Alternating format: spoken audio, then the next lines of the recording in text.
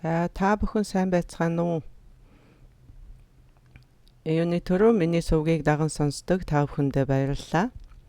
Ингээд би урд нь орчуулж исэн зарим хичээлүүдээ илүү сайн орчуулгатаагаар та бүхэнд хүрэхийн тулд ингээд дахин орчуулж эхэлсэн. Энэ удаад би Наравагийн 6 йогийн зүүдний йогийн хэсгийг бүрэлгүүлсэн багшийн зааснаар та бүхэнд төлөвлөж байна. За ингээд хичээлээ тухлан сонсноо. Юуны төрөнд надад энэ хичээлийг та бүхэнтэй хуваалцах юм болцоо олгосонд маш их баярлж байна. За энд миний хичээлийг анх удаа сонсож байгаа шинээр ирж байгаа хүмүүс байж болох учраас эхний 3 минутыг би буддизмын танилцуулгад зориулъя. За буддизм дотроо судрын ёс, тарны ёс гэж хуваагддаг. Мөн буддизмыг бага хөлгөн, их хөлгөн, очир хөлгөн гэж мөн хуваадаг. Тэгэхээр бага хөлгөн буюу Theravada ёсонд орохын үүд нь аврал одуулах гэж хэлдэг. За тэгвэл их хөлгөнд орохын үүд нь энэрл нэгүслийг дадуулах байдаг байна.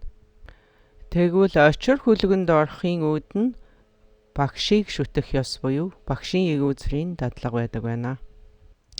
Тэгэхээр анхан шатанда итгэл төрүүлэх, дунд шатанда энэрл нэгүслийг бясалгах, дээд шатанда сүжиг бишрлээ хичээх нь хамгаас чухал юм аа гэж ойлгогдно. За энийг одоо өөр талаас нь тайлбарлах юм бол гадаад хаалга, дотоод хаалга, нууц хаалга гэж нэрлсэн ч бас болно. Эдгээрийг санскритаар Хинаяна, Махаяна, Тантраяна гэж нэрлэдэг. За эдгээр одоо хөлгөнүүд бүгдээрээ юунд суурилдаг вэ? Суур, мөр, үр гэдэг юм дотор багтдаг. Ийм 3 зүйлд багтдаг бахын. Эннээс илүүчгүй, дутуучгүй. Ерөөсөө л суур, мөр, үр гэсэн энэ 3 категорид багтдаг байна. За ингээд буддизмын суур нь юу юм бэ гэх юм бол байгаль. Харин буддизмын зам мөр нь бид өөрсдөө буюу бидний сэтгэл. Тэгэхээр үр дүн нь бид энэ байгальтайгаа төгс эвцэл зохицолтойгоор нэгдэхийг одоо үр дагавар гэж нэрлэдэг байна. За ингээд буддизмыг бид янз янзын байдлаар янз янзаар хувааж ангилж боллоо ч гэсэн буддизм тэр чигээрээ суур, мөр, үр гэсэн ийм 3 зүйлд багтдаг байх юм. За тэгэхээр одоо бид яах юм бэ гэвэл суурийг нь бид ойлгох ёстой. Харин зам мөрийг нь бид дадуулах ёстой. Тэгж байж үр дүнгийн бид нээж илрүүлэх учиртай байдаг юм байна. За өөрөөр хэлбэл суур нь байгаль гэсэн байгалийн хуулийг бид ойлгох ёстой. Тэгээд зам мөр нь бидний сэтгэл гэсэн. Тэгэхээр бид сэтгэлээ дадуулах хэрэгтэй. Ингээд үр дүнд нь өөрсдийн үнэн мөн чанараа нээж илрүүлэх ёстой байдаг байна. Тэгэхээр ойлгох, дадуулах, нээж илрүүлэх гэсэн ийм 3 зүйлийг бид одоо санаж явах ёстой. За ингээд буддизмын суур бол байгаль гэсэн. Байгаль гэдэг бол байгалийн хуулийг бурхан нээгээд өгсөн юм бишээ. Бурхан зохиоцсон юм бишээ. Байгалийн хуулийг багш одоо хэн нэгний хүсэл чармаалтаар ингээд энэ хууль гараад ирсэн юм бишээ.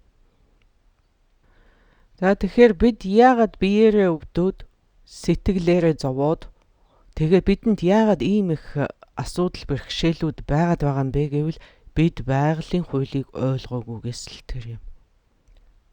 Тэгээ байгалаас болж бид зовоод байгаа биш. Байгалийн хуулийг ойлгоогүйгээс тэр мунхгаасаа болж бид зовоод байгаамаа гэж ойлгоно.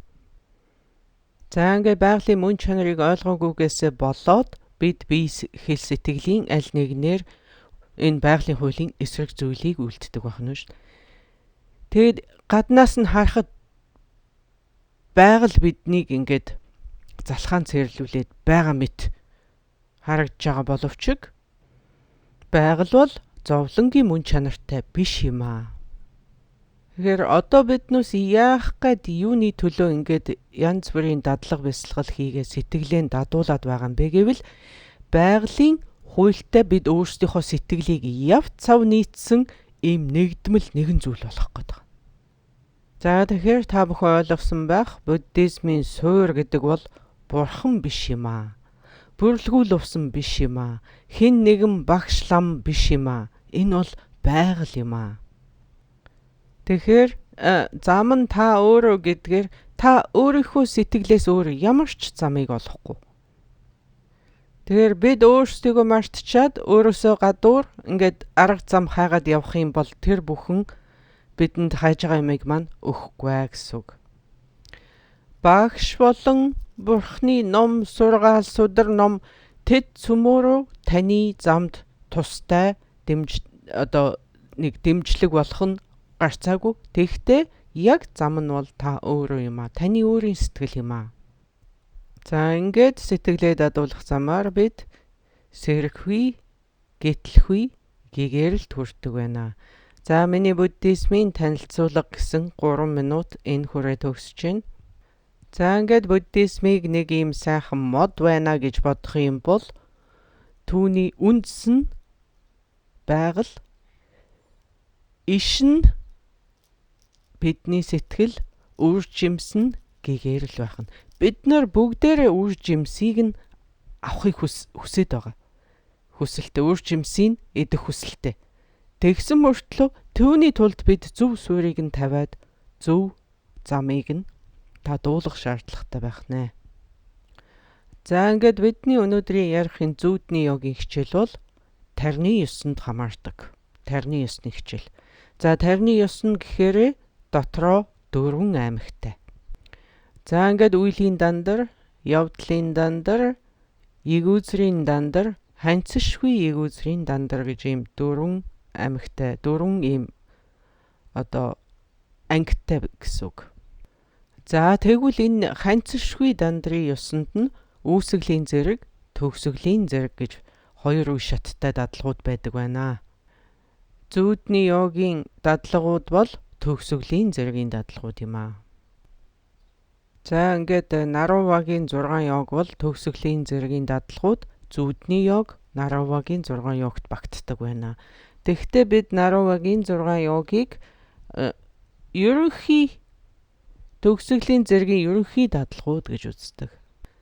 За ингээд Нарувагийн 6 йог гэдэг маань 6 төрлийн бясалгал, 6 төрлийн дадлага гэж ойлгож болно. За энийг заримдаа бид 2 төрлийн дадлага гэж хувааж болно. Заримдаа 4 төрлийнх, заримдаа 6, заримдаа 8, заримдаа 10 төрлийн ч гэж хуваасан болдог.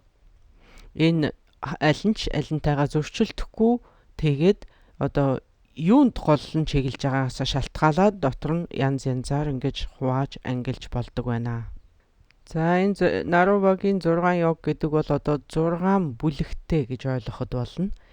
Энэ 6 бүлэг нь юу юм бэ гэвэл дотоодын гал төмөө, элбийн бие, тэгээд нойрны йог, зүүдний йог, үхлийн йог, пова. Энэ 6 багтдаг юм аа. За энэ 6 дахь повагийн дадлагыг нь сүнсүүлэх йог эсвэл ухамсарын шилжүүлэг гэгчлэнгээр нэрлэж болдог байна. За ингээд энийг өөр байдлаар яаж ангилж болох вэ гэвэл 4 гол йог, 2 туслах йог гэж мөн хувааж болдог.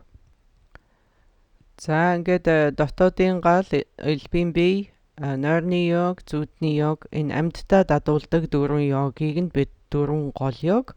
За тэгээд үхлийн үеэр дадуулдаг үхлийн йог, энэ пова 2-ыг бол бид 2 гишүүн йог гэж мөн хувааж болдог байна. За эдгээрийг ингээд тусад нь нэг үрчлэн та ингээд ойлгоод авчихсан байхад ер нь бол тарны ёсны үндсийг гайгүй сайн ойлгочлоо гэж хэлж болно. За ингээд эхний 2 йогийг бид сэрүүн үедээ, дараачийн 2 йогийг бид шөнийн цагаар унтах үедээ Сүүлчийн 2 йогийг бид үхлийнхээ үеэр дадуулдаг гэж хэлж болно. За энэ нойрны йогийг бид гүн нойрны йог юм уу эсвэл гигэн гэрлийн йог гэж нэрлэх нь байдаг. Үхлийн йогийг бид зууртын йог гэж нэрлэх нь байдаг байна. За ингээд эдгээр дадлага бол зөвхөн дадлах төдий биш юм аа. Дадлага гэх юм бол хүн болгон л дадлагыг хийж байгаа шүү дээ тус тусдаа. Тэгэхдээ энэ дадлагын өвөрмөц тал нь юу юм бэ гэвэл бид байгалийн хүчийг ашигладаг тал байгаа юм. Бид байгалийн аль нэг хүчийг ашигладаг. Зүүдний үеэр зүүдийг, үхлийн үеэр үхлийг, сэрүүн үедээ шунлыг. Үеийн хүч гинүү, байгалийн хүч гинүү альвэр нь ч нэрлсэн болно. Тэгэхдээ бид байгалийн хүчийг өөрсдийнхөө дадлагад ингэж хавсруулж ийж бид маш хурдтайгаар амжилтанд хүрэх бололцоотой байдаг байна. Бид одоо байгалийн хүчийг, үеийн хүчийг ашиглахгүйгээр өөрсдийнхөө хүчээр дадуулж бас болно.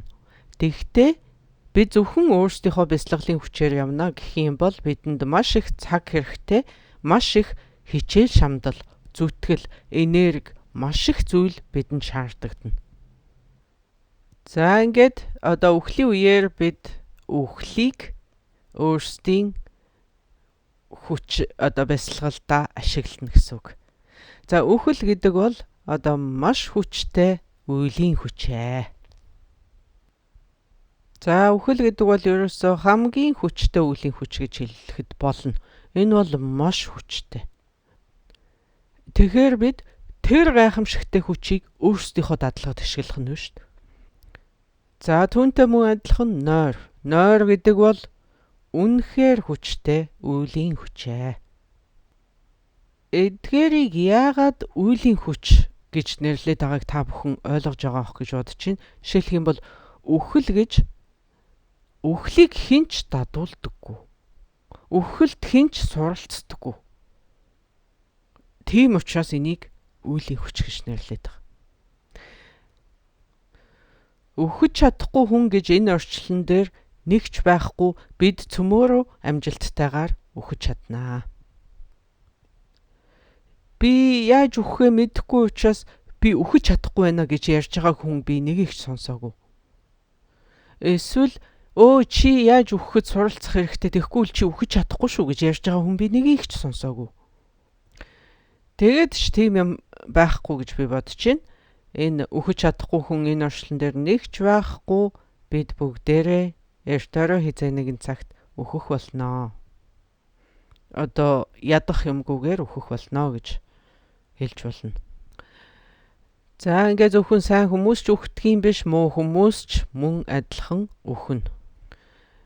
Хүн болгон, амьтан болгон үхлийн өмнө бид нар бүгдээрээ тэгшэрхтэй. За тэгэхээр энэ үеийн хүчийг бид өөрсдийнхөө бяцлаглалын хүчтэй хавсруулдаг бах юм. Ингээд энэ нь бидэнд маш их хурд хүчийг өгдөг. За тэгэхдээ энд нэг юмыг ойлгох хэрэгтэй. Үхэл гэдэг бидний арга зам биш юм шүү. Үхэл гэдэг бол бидний одоо зам биш. Бидний замнах зам биш.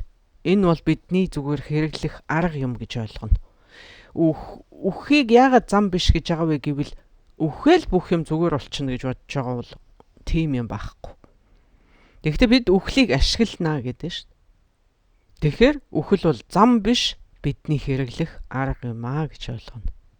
За бидний энэ одоо хүний бие, бидний энэ өөрсдийн хөгжилд хамгийн их дутагдаад байгаа зүйл бол дадлага. Яагаад гэвэл бид энэ биеэр ингээд дадуулъя гэхээр биднээс маш их энерги хэрэгтэй, маш их хүчин чадал хэрэгтэй байгаад байна.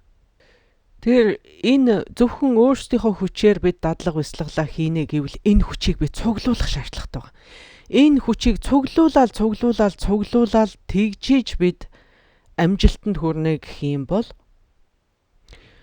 тоошгүй 3 галвын туршид буян чуулганыг хурааж хийж гэгэрнэ гэж. Буян гэдэг чинь бидний энэ хуримтлуулаад байгаа тэр энерги л багхгүй. Эерэг энерги. Тэгээ судрын ёс нь тэгж айлддаг. Тоошгүй 3 галвын туршид та нэг ч хормолгосрохгүй буян чуулганыг хурааж байж та гэгэрэл төрнэ гэж үздэг. Тэгж байж бидний дадлага бяцлахлаа эхлэх тэр хүч энерги хуримтлагдаад тэр энергиэрээ бид дадуулж гэгэрх юм. За тэгээд бодоод үзэхээр үхэл гэдэг бол нэрээ яг л суглаанд хожиж байгаатай адилхан шүү дээ. Суглаагаар бид юу хождог вүлээ? Мөнгө хожино. Мөнгө гэдэг чинь л нэг төрлийн энерги, нэг төрлийн хүч үстэй. Бидэнд хүчийг өгж байгаа, энерги өгж байгаа үстэй. Мөнгө цуглуулах амаргүй шүү дээ. Ялангуяа одоо цагт бол бүр ч амаргүй. Мөнгө олно гэдэг бол одоо биднээс цагаар хэмжигдэж тэ хэдэн цаг ажилласнараа хэмжигдэж тэгж мөнгө олж байгаа шүү дээ. Цагийн төд гэж тэ цагийн төдөр ажилланаа гэж. Цагт хэдэн доллар төлнө, цагт 10 евро төлнө ч гэдэг юм уу. Тийм байдлаар хэмжигдэж байгаа шүү дээ бидний мөнгө. Тэгээд маш их хүч чармайлт гаргаж тэр мөнгийг хийн, харин өрөхөд бол маш амархан. Ерөөсөө нүд эрмхийн зуур өрчиж болж байна. Тэгэхээр бид ерөөсөө л мөнгөний хойноос хөөцөлдсөөр байгаад насаа барж байна гэдэг чинь ерөөсөө энэ энергийн хойноос хөөцөлдсөөр байгаа л амьдралаа өрчиж байгаа. Хизээ бид одоо хангалттай мөнгөтэй болж энэ аян замаа эхлэх юм байгаа. Нэг өдөр одоо хүссэн бүх юм одоо хангалттай мөнгө олж аваад тэгээд энэ гэгэрлийн аянаа эхлэх байлгүй дээ гэж бодмоор. Тэр болтол тэгэл хэрэгцээгээ хангах гал хэрэгтэй хэмжээнийхээ мөнгийг олохгүй л бид өглөөнөөс орой болтол өдөр болгон ингээл явж байгаа шүү дээ. Тэг бидний төлөвлөгөө бол яг л тийм байгаа шүү дээ. Энэ насаа дуустал хүрэх хангалттай энэ насаа дуустал эдлэхэд хангалттай тийм мөнгө төгрөг олохгүй л тэгэл тэрийг олчих юм бол үлдсэн амьдралдаа за сайхан хийгээд ах юм байхгүй, сэтгэл амар байх. Тэр л бидний төлөвлөгөө байгаад байгаа үст. Үнэндээ бид одоо эхлээд хэрэгтэй мөнгөө бүгдийг олцоод дараа нь тэрийгэ эдлээ жаргаа сууна гэхээсээ илүү бид амьдралаа дуустал тэрийг хайсаар явах юм шиг байна. Цуглуулсаар явах юм шиг байна. Тэрнээс биш одоо 3 жил хүнд хүчээр ажил хийгээд мөнгө хийчи. Тэгээд тэр нь миний үлдсэн амьдралд хүрнэ гэсэн тийм юм байхгүй шүү дээ бидэнд. За тэгдэг одоо тийм азтай хүн байхыг үгүйсэхгүй. Тийм хүмүүс байдаг л бах. Тэгтээ энэ бол бараг л хүн болгоно ийм байна гэж байхгүй. Энэ боломжгүй шахам зүйл шүү дээ. За ингээд өөр жишээгээр татахад жишээлх юм бол би одоо энэ итгэг явъя гэж бодъё. За энэ итгэг ч юм уу хаашаа чинь те би тийшээ ч явмаар байна, ийшээ ч явмаар байна гэж бодъё л доо. Тэгэхэд л одоо санснаар болохгүй шүү дээ. Миний одоо араас нэг юм зулгаагаад байна. Юу вэ гэхээр надаа хангалттай одоо хэрэглэх зардал байхгүй ч байдаг юм уу? Эд мөнгө байхгүй ч байдаг юм уу? Эсвэл надаа одоо тийшээ явах чадал алгаа. Эсвэл надад цаг алгаа. Тэгэхээр тийшээ явах энэ хүслээ биелүүлэхийн тулд бидэнд эд хөрөнгө энерги хэрэгтэй байх нь шүү дээ. Судрын ёсонд одоо тэр гэгэрлийн аянаа эхлэхэд бидэнд тоошгүй 3 галвын турш буян чуулганыг хураана гэсэн тэгж айлдсан байдаг. Яагаад гэвэл бидний энэ сүсэг бишрэлийн зам бол хамгийн урт аян юм шиг байна. Бидний одоо аялж болох хамгийн урт зам. Тэгэхээр ийм урт аянд бэлдэж байгаа хүмүүс чинь цүнхээ сайн багилж авах хэрэгтэй яа да. Тэгдэггүй юм бол замаасаа буцах хэрэг гарна шүү дээ. Дахиад эхнээс нь эхлэх болно шүү дээ. За тэгвэл тарны ёсонд энийг хүнийг нэгэн насанд нь гэгэрүүлж болно. Эсвэл 3 жилд гэгэрүүлж болно. Эсвэл бүр 6 сарын доторч хүнийг гэгэрүүлэх боломжтой гэж үздэг. Тэгэхээр яагаад ийм хурдан байна? Яагаад гэвэл үйлийн хүчийг ашигладагт байгаамаа. Тэгэхээр тарны ёс яагаад ийм хурдан байгаа юм бэ? Тарны ёс юугаараа ийм онцлог юм бэ гэд бодоод үзэх юм бол бид үеийн хүчийг ашигладагаараа онцлог юм аа. Тэгэхээр яагаад ийм хурдан байна гэхээр дадлагаас болоод биш шүү дээ. Бид дадлага хийгээд байгаа болохоор ийм хурдан байгаа юм биш. Хүн болгон л дадуулж байгаа. Ганцхан дадлага биш байна шүү дээ. Дээрээс нь нэмээд үеийн хүчийг, энэ байгалийн хүчийг бид ашиглаж байгаа. Хүн болгон дадуулж байгаа дор. Тэгтээ хүн болгон дадуулаад энэ хангалтгүй гэдэг шүү дээ. Тэрний дээрээс нэмээд бидэнд нэмэлт хүч хэрэгтэй байна. Тэр нэмэлт хүч нь юу юм бэ гэхээр л үеийн хүч. Бидний энэ хичээлд бол зүүдний хүч. Нойрны хүчийг хэлж байгаа маа. За сэрүүн үедээ бид хүсэл шунал, өөрөөр хэлбэл сэтгэлийн хөдөлгөөнөө ашигладаг. За шөнийн цагаар бид нойрсох үедээ нойрыг ашигладаг, өөхөх үедээ үхлийг ашигладаг гэж хэлсэн.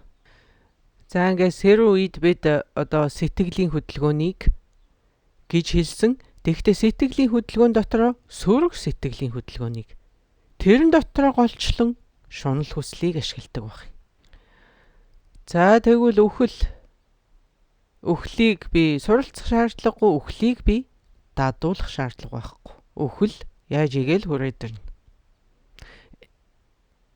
Өөхөх нөхцөлийг бид бүрдүүлэх шаардлага байхгүй. Тэгээд өөхөхийн тулд бид хичээл шамдал гаргах шаардлага байхгүй. Өөхөл гэдэг бол өөр аяндаа хүрээд ирдэг хамгийн хүчтэй үеийн хүч юм аа. За нойрч гисэн үеийн хүч. За ингээд унтаж чадахгүй, нойрны асуудалтай хүмүүс зөндөл байдаг баг. Тэгтэл нойр гэдэг бол бидэнд угаасаа заяасан үеийн хүч. Тэрийг бид худалдаж авах шаардлага байхгүй. Тэгээ худалдаж авах шаардлагагүйгээр барахгүй бид худалдаж авч болохчгүй гэж бодож байна. За ингээд сэрүүн үедээ бол бид одоо сөрөг сэтгэлийн хөдөлгөөн Нисванасыг одоо өөрсдийнхөө арга болгож ашигладаг бахын. Тэгтээ энэ дотор мөнхгийг бол нэг их ашиглаад байдгүй. Мөнхгийг ер нь ашигладаг юм уу юу би сайн мэдэхгүй байна. Мөнхөгт бас өөрийн гэсэн сайн тал байгаа л баг л та. Зарим юмыг мэдснээс мэдээгүй дээр байдаг шүү дээ. Тэгээд аваад үзэхээр одоо мөнхөгт бас сайн тал байгаа л юм шиг байна. За тэгтэл одоо буддизмд бид мөнхгийг яг аргаа болгож бол ашигладаггүй бах юм. Харин өөр хэлэн шунал хүсэл, атажөтөө эдгээрийг бол бид одоо хүчийг нь дадлагад ашигладаг байна. За өөрөөр хэлбэл тэдгээрийг бид унаагаа болгож ашигладаг гэсэн үг. Бид тэдэнтэй төрсөн. Угаас бидэн төрөлхөөс заяатсан байдаг. Тэгээ заяатсан байдгаар зогсохгүй маш хүчрхэг, маш хүчтэй. Ялангуяа шунал. За шунал гэдэг бол ерөөсөө маш хүчтэй сэтгэлийн хөдөлгөөнүүдийн нэг юм аа. За ингээд хүнд байж болох хамгийн хүчтэй үеийн хүч бол шунал юм аа. За тэгэхээр хүн заримдаа ингээд маш сайхан бүр хайр хүрмээр барьж аваад идчмээр тийм сайхан ч байх нь байдаг. Эсвэл заримдаа маш игдүүтэй хөөхөн бүр нэг хайр хүрмээрч байдаг. Энэ юунаас болоод ингэж юм гэхээр шуналаас болоод юм ба. За зарим хүн үнэхээр үзэсгэлэнтэй. За нар сар одод одоо нарны гэрэл, сарны гэрэл юу байдгийг тэр бүхнээс илүү ийм сайхан үзэсгэлэнтэй байдаг. Хүн заримдаа маш сайхан сэтгэлдээ, маш энэрэнгүй, маш нэгүсэнгүйч байж болдог. Уул ус хад чулуу тийм байна гэж байхгүй шүү дээ. Гайхмаар тийм сайхан байх нь ч байдаг. Энэ яагаад юм бэ гэхээр шуналаас болоод юм аа. Хүн гэдэг заримдаа маш нээлттэй, уудам сэтгэлтэй, яг л огторгуй шиг. Яагаад тийм бэ гэхээр шуналаас болоод. Хүн гэдэг амьтан заримдаа Маш ойр дотно. Маш нэгчлэлтэй. Хад чулуунаас ч илүү цул бат бөх ийм байх нь ч байгаа. Яагаад гэвэл шунлаас болоод юм аа. Хүний сэтгэл гэдэг заримдаа маш хатууч байж чаддаг. Бүр маш хатуу. Очир алмазнаас ч илүү хатуу байж чаддаг. Тэгэхэд одоо очир алмазыг нунтаглаад эм хийцэн байна гэж шин. Яг сахар шиг нунтаглаад эм хийцэн байж болж байна. Тэгэхэд хүний сэтгэл маш хатуу байж чаддаг. Тийшээ юу ч нэвтрэх хэрэггүй. Тийм ч хатуу байж чаддаг. Хүн заримдаа маш ч муухай, маш аимшигтай, маш одоо ийм Юурбас юм байж чаддаг. Энэ бүхэн юунаас болоод юм бэ гэвэл шунлаас болоод юм аа. За тэгээд хүн гэдэг амьтан чи ерөөсө чөтгөр шуламсаас ч илүү үзэшгүй муухайч байх нь байдаг. Энэ ч гэсэн шунлаас болоод юм аа. Сайн сайхан байгаа ч тэр муухай үзэшгүй чөтгөр шулам зомби юу гэдгийг тийм аимшигтай байгаа ч тэр шунлын хүчээр юм аа. Шунлын хүчээр тийм байгаамаа. Яг энэ шунал гэдэг чинь л үеийн хүч юм аа. Тэгэхээр сэрүүн байгаа үедээ бид шунлын эрхэнд байдаг. Одоо унтаж байх үедээ бид нойрны эрхэнд байдаг бахна шүү. Тэгэхээр үхлийн үеэр ямар байх вэ? Бид үхлийн эрхэнд байна л гэсэн. Энэ гурав бол бидэнд байглаас заяасан 3 бэлэг юм аа. Энийг бэлэг гэж хэлж болно. Хэн бидэнд бэлгэлсийг мэдэхгүй тэгтэл бэлэг. За ингээд ерөнхийдөө бол энэ үхэл нойр шунал зэргийг бол бид сайхан зүйл гэж үздэг. Ерөнхийдөө шүү дээ. Ерөнхий хүмүүсийн үзэл бодлыг аваад үзвэл энэ бол тийм сайхан зүйл бол биш юм. За эдгээр үеийн хүч гэдэг бол эдгээр үеийн хүчийг хэрэглэхэд бид яг л одоо зэрлэг адуу унтсан юм шиг тийм болдог. Маш булчинлаг, шүрмслэг, маш хүчрхэг эмнэг унтсан юм шиг тийм хүчтэй болдог. Тэгвэл миний өөрийн дадлага бясалгал маань тэр морийг унаад явж байгаа тэр мортон хүнтэй зүйрлж болно. Үеийн хүчийг бид унаагаа болгож ашиглана гэдэг шүү дээ. Энэ унаа нь юу юм бэ гэхээр маш хүчрхэг зэрлэг адуу бахна шүү дээ. Тэгэхээр энэ мортон байхгүйгээр энэ хүч хичнээн энэ морь хичнээн хурдтай хүчтэй байгаад залагч байхгүй шүү дээ. Гэтэл бидэнд ийм хүчтэй хурдтай морь байдаггүйсэн бол энэ мортон яах вэ? Би тэгмээр байна, ингэмээр байна, тийшээ чичмээр байна, ийшээ чичмээр байна гэл ингээд л байгаа болохоос биш тэрэнд очих ямар ч тийм чадвар байхгүй. Зүгээр л дэмий мөрөөдөгч болж хувирна штэ. Тэгэл одоо энэ бүх юм өөрчлөгдөж байгаа энэ мөнх ус тэргүүтээ энэ бүх бидний байж байгаа байдал биднээс маш их энергийг шаардж байдаг. Бидэнд тэр энерги нь алгаа. Бидэнд үнэндээ тэр зарцуулах шаардагдах энерги нь бидэнд алгаа. Тэгээ бидэнд багасаа энерги байна. Тэгвэл бидэнд байгаа тэр багасаа энерги хангалтгүй. Тийм учраас л бидэнд энэ эмнэг адуу бидэнд энэ үеийн хүчийг ашиглах шаардлагатай байгаамаа. Сэрүүн үедээ шунлыг ашигла. Шунал гэдэг бол ерөөсөө Феррари унтсантай л адилхан. Хурдны машин Феррари унж байгаатай адилхан юм аа. За Феррари гэдэг бол ерөөсөө одоо хаазан дээр нэг гიშгэн ерөөсөө цахилгаан шиг л аваа явна шүү дээ.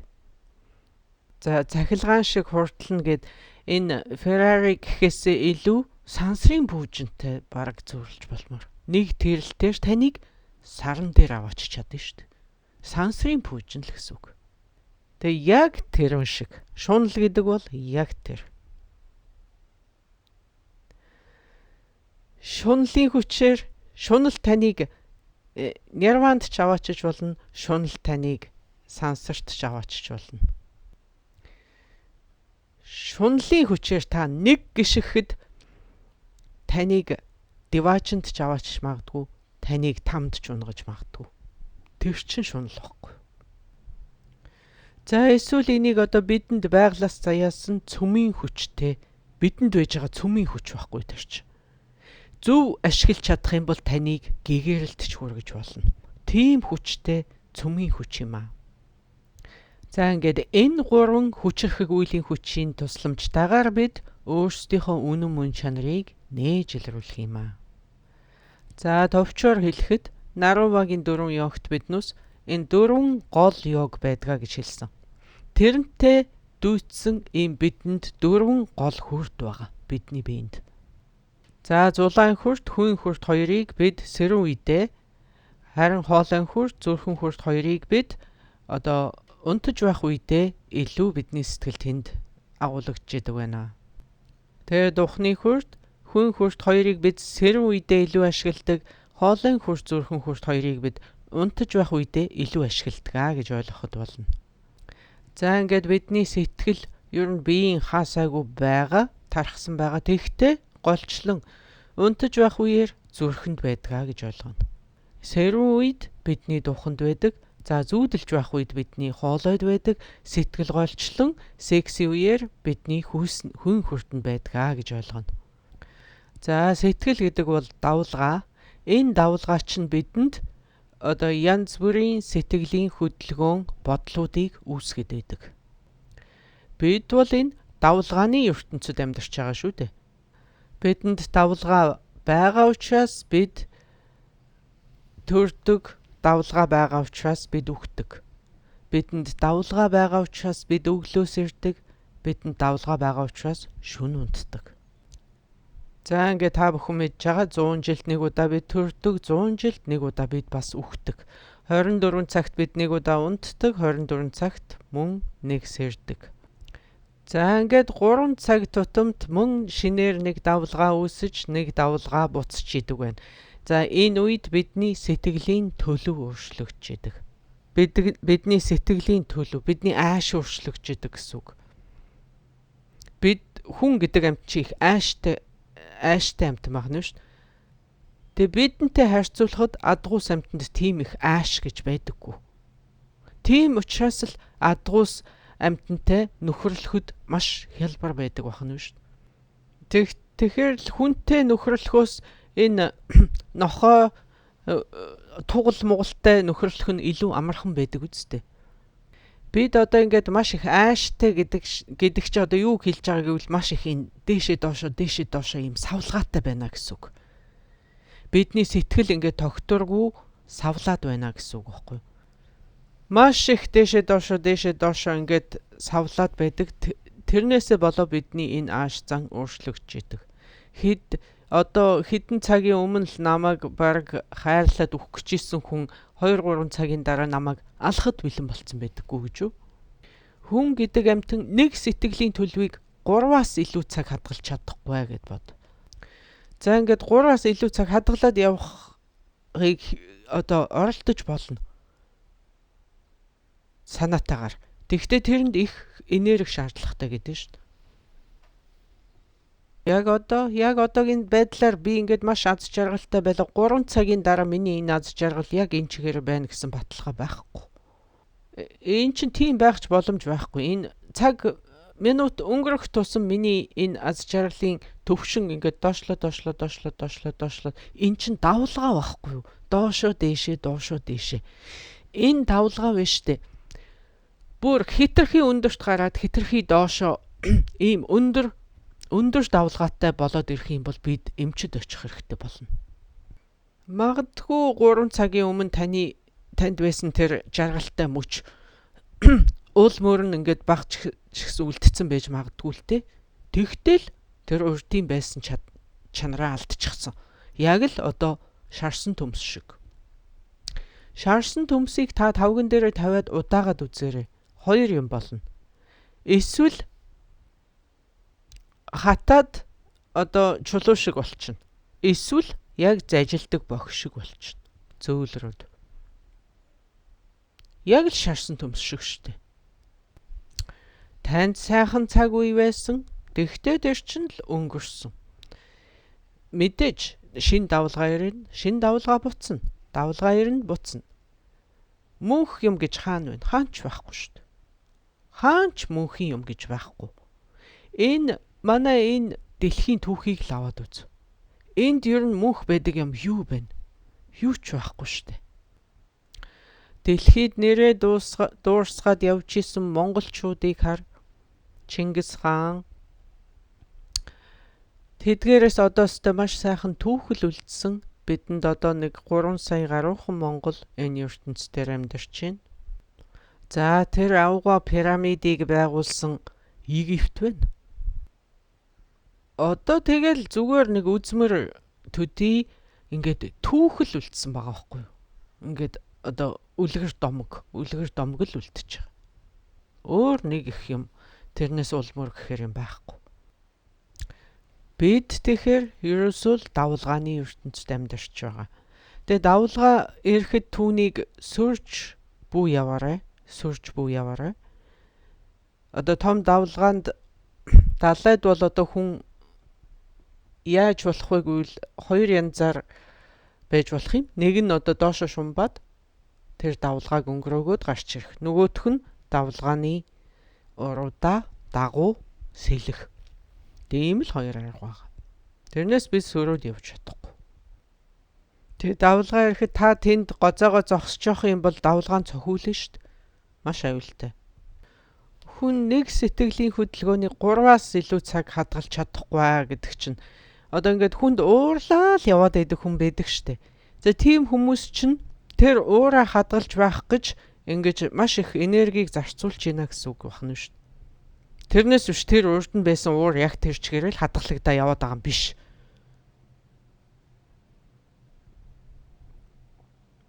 Тэгээ нөгөө хүний харахаар шинээр уур сэргэж гардагсан уу яадагсан. Тэгтээ тэр өмнө нь байсан тэр уур биш.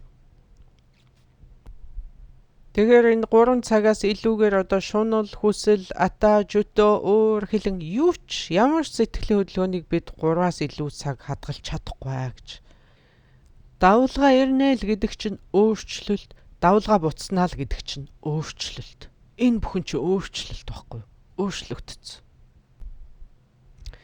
За ингээд энэ давлгаа ерөөсөө хит өндөр хит огцом ийм болоод ирэх юм бол одоо танд сэтгэл зүйч хэрэгтэй, одоо танд мэдрэлийн эмч хэрэгтэй, одоо танд эмнэлэг твтэх хэрэгтэй, эсвэл бүр хамгийн муугаар бодоход та шоронд орчих магадгүй.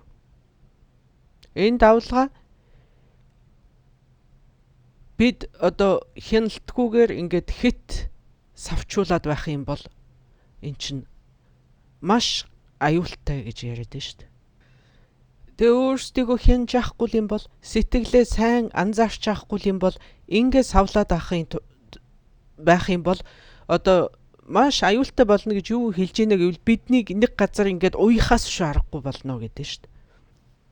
Ингээд давлгаа хитрхи хурдан ирээд тэр нь хитрхи хурдан буцаад ингээд байх юм бол танд эгэл жирийн амьдралаар амьдрах тийм аргагүй болчих واخгүй.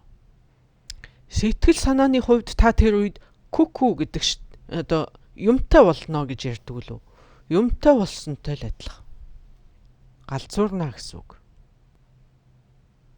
Тэгэхдээ их бага хэмжээгээр биднээс бүгдээрээ галзуу хүмүүс л дээ. Уг нь бол бид бүгдээрээ өвчтөн хүмүүс шүү дээ. Тиймээс биднээс бүгдээрээ юмтай учраас биднээс бүгдээрээ өвчтөн хүмүүс учраас аз болоход бүгд адилхан өвчтөй юм чинь хинж бид өвчтөй гэдгээ мэдэхгүй л ингэж яваад байгаа. Үйлийн хүч, байгалийн хүчийг ашигладаг учраас л тарины ёс ийм хурдтай, ийм хүчтэй байдаг юм аа. Сэрүүн үедээ бид шунал хүслийг ашигладаг. За шуналгүйгээр та бид цөмөөрөө босоогоороо явж байгаа үхтэл гэсэн үг. Шунал байхгүй л бид ингээд дуусаа юу ч байхгүй. Шунал байхгүй л биднээс юу ч биш шүү дээ. Тэгэхээр шуналгүй болёо гэж бүү зүтгээрээ. энд шунал гэдгээр биднээс зүгээр л ингээд эд мөнгөний шунлыг яриаггүй шүү. Бидний өглөө босч байгаа, унтж байгаа, хоол идж байгаа, хийж байгаа бүх юм чинь шунал дээр үндэслэж байгаа гэж яриад нь шүү дээ. Тэр бүхэн чинь байхгүй болчих юм бол бид өгсөн хүнээс ялгаагүй болчих واخгүй. Тэгвэл шуналгүй болох гээд шунаж болохгүй гэж бас үг байдаг. Шуналгүй байх гэж шунаж болохгүй. Шуналгүй болоход шунаж болохгүй гэж. Зүгээр шуналгүй бүр гэгэрэл төрснийхаа дараа л ёстой шуналаасаа бүрэн салах байх. Тэрнээс үш бид шуналгүй байх болцоог. За энэ удаагийн хичээл дээр бид одоо томоогийн талаар ярихгүй, бид элмийн биений талаар ярихгүй. За ингээд үхлийн үеийн йог мөн повагийн йогийг бид ярихгүй. Харин нойрны үе, түүн дотроо зүүдний үеийн талаар бид маш тодруулж одоо ярилцах болно. За тэгэхээр одоо сонирхолтой болж ирнэ. Яагаад гэвэл бидний энэ сэрүүн үе, нойрны үе, үхлийн үе гэдэг энэ гурван мөчлөгт бидэнд гурван өөр бие гарч ирдэг. За сэрүүн үед одоо бид сэрүүн биш шүү дээ. Энэ бидний сэрүүн байж байгаа энэ үед бидний энэ таван мохуудын бие идэвхтэй байдаг байна. Харин бид унтаад ирэхээр бидний зүүдэн бие идэвхчиж ирдэг.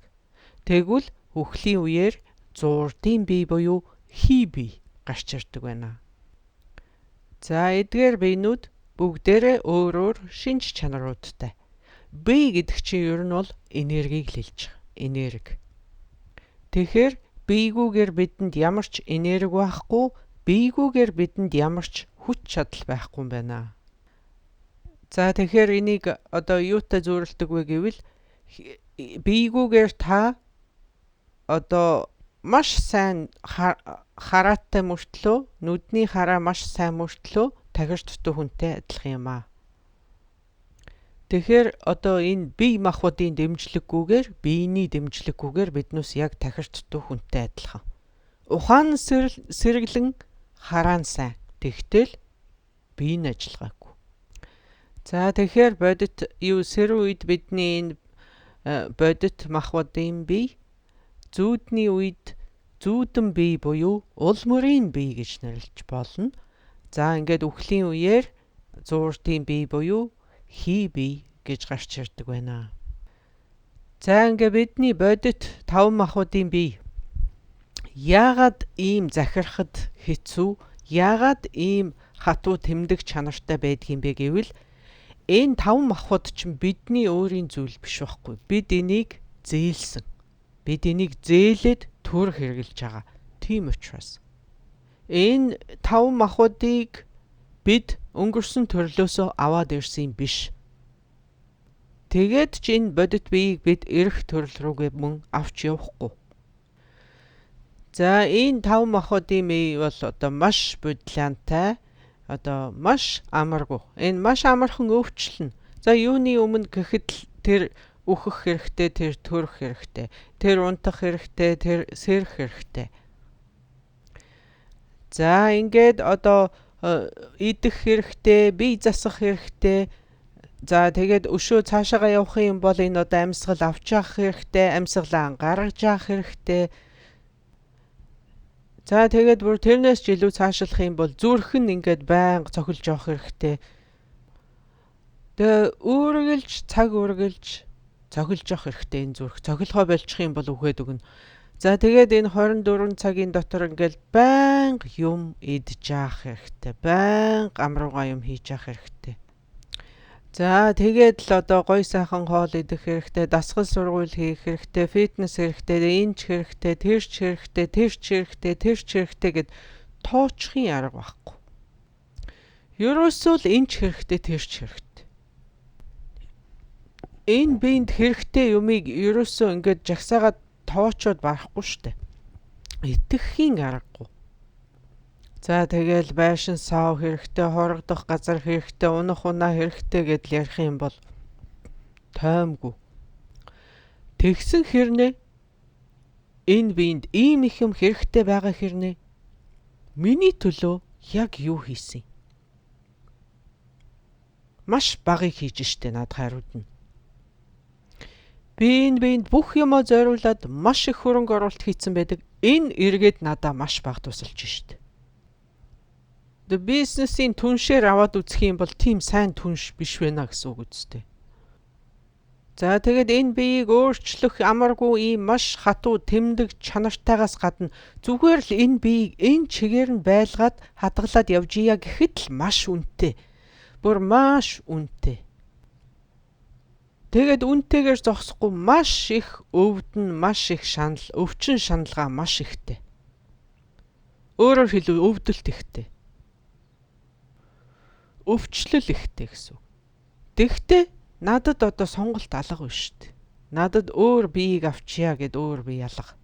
Байгаа нь л энэ. За ингээд энэ биенээс одоо нэг 5 минут би суугаад бяцлагъя гэд гуй шүү дээ. 5 минут л сууж чадахгүй. 2 минутын дараагаас эхлээд л шаналгаж эхлэн шүү дээ. Энд ч өвдөд байна, тэнд ч өвдөд байна, хүзүүч хүсээд байна, нурууч чилээд байна. Босилдол болно. Босё болё болол одоо хамгийн гүнзгий там даваачаад хийчихсэн юм уу гэмээр л шаналгаатай болж ирнэ шүү надаа. Тэгээ хөлөө нуглаас утсан хөл энд ч өвдөд байна, тэнд тасарлаа одоо болчин шөрмөс тасрах нэ гэд ерөөсө таны бие тантай ингээд хүний хэлээр ярьж эхэлнэ гэж боддоо. Хүний хэлээр ярьж байгаа мэт уйлн, дуулн, хашгичн ерөөсө бүх одоо галзуу солиоттой бүх чимээ шуугаан тэр чигээр одоо зэрэг гарч ирж байгаа мэт тийм шаналгаатай болно ш таны бие. 5 минут л бяцлахаа суучдахгүй байна. Яац юм бэ гэмээр тий. Одоо ингээд маш их шуугантай бараг л ингээд яг олон улсын нисэх онгоцны буудлын голд таныг авчаа тавьсан юм шиг таны бие тийм их шууганыг гаргах нь шүү. Тийм их гомдол, шаналгаа, тарчилгаа. Тийм юмыг л танд мэдрүүлнэ шүү дээ. 5 минут бяцлахгаа суухад. Тэгээд энэ зөвхөн бяцлахгаа суухад л бидэнд ингэж одоо их гомдол гаргаж ийн үг гэвэл үгүй шүү дээ. Бидний энэ бие ерөөсөө цаг үргэлж ямар нэг юмыг гомдолж ийн. Цаг үргэлж ингээд тэнд ч тэгээд энэ энд ч ингээд энэ тийм ч юм мэдмээр байна, ийм ч юм. Ерөөсөө зүгээр байлгадаггүй биднийг. Тэгээд одоо энэ биеийнхээ энэ их гомдлыг сонсохгүй тулд бид ингээд сатаарахын тулд бид заримдаа ингээд зурагт үзэх юм уу юм өөр юм хийх шаардлагатай. Тэгжиж одоо энэ биеийг ингээд хэсэг зурч гэсэн сонсохгүй болж байгаа юм л да. Тэрнээс биш бие чагнаал одоо ингээд үргэлж одоо ямар байна гэд ах юм бол танд ерөөсөө юу ч хийх тийм зав чөлөө гарахгүй. Одоо энэ хичээлийг сонсож байхад л та ингээд хэдэн минут төвлөрөөд ингээд одоо завлаа сууйда тэгээ хичээлээ сонсъё доо гэж бодно шүү дээ. Тэгвэл таны бие одоо өдий төстэй нэг шаналгаж өгч байгаа таныг. Тийм биз? Энэ одоо яасан ч их ярьдаг багшийн энэ яасан ч дуустгүй хичээлийн энэ ямар ч их удаан үргэлжилтийн гэл тэгж эхэлж байгаа үстэй.